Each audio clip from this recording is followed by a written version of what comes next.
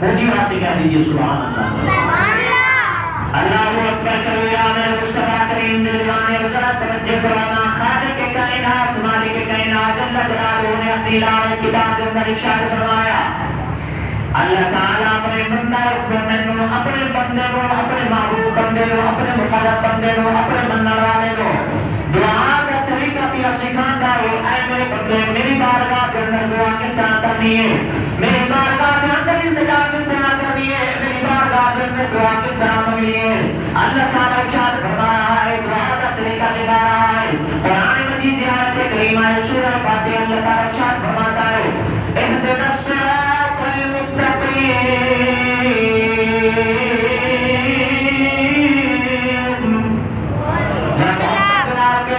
سبحان اللہ۔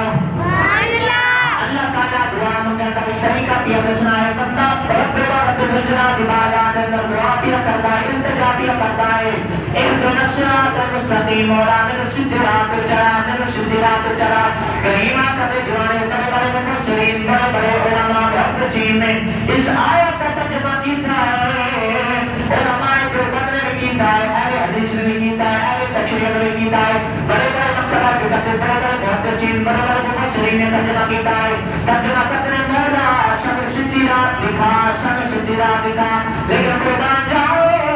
بریلی دلدار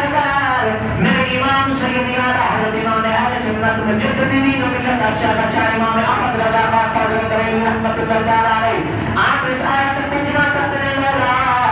شب سیدھی رات چلا، شب سیدھی رات چلا، ذرا توجہ کرے آئے، چلا کے دکھا اندر کر کے دکھانا ہو رہے، چلانا ہو رہے، معلوم ہوا جنہ سیدھی رات نہیں دیکھی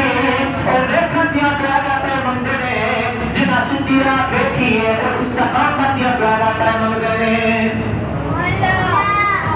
دعا پہ منگے نے، مولا اسی سیدھی رات پہ دیکھ لئیے، اندازہ رہا کہ تھی وضو کر کے آئے ہو، غسل کر کے آئے ہو، نمے کپڑے پہن کے آئے ہو، خوشبو لا کے آئے ہو، اللہ کے گھر کے اندر کوئی بندہ کہہ سکتا ہے کہ تجھے بڑکے راستے دیو، تجھے غلط راستے دیو، کوئی بندہ بھی نہیں کہہ سکتا، تجھے سیدھے راستے دے کیوں کہ اللہ تعالیٰ کی اطاعت میں توفیق دینا، تجھے رب کے گھر سے برابر ہو، تو جڑا بندہ رب کے گھر کی طرف آئے وہ بندہ ہمیشہ سیدھے راستے ہوتا ہے۔ جب بندہ مسجد پر آ جائے تو وہ باوجود بھی نماز پڑھساں، نماز کی حالت کے اندر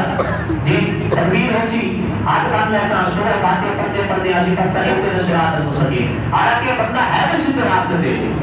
وضو کر کے آیا، کپڑے پہن کے آیا، خوشبو لا کے آیا، اللہ کے گھر کے اندر آیا، نماز کی حالت کے اندر ہے، اجے بھی بندے نے کسی شک کی کوئی شک نہیں، بندہ ہے سیدھے راستے دے، لیکن دعا کے بندہ ہے مولا میرے اس راستے دے اوپر ثابت قدمی رہنے کی توفیق عطا فرمانا، میں تو ہمیشہ اس راستے دے اوپر استقامت نصیب فرمانا، میں تیرے گھر کے اندر آ گیا، نماز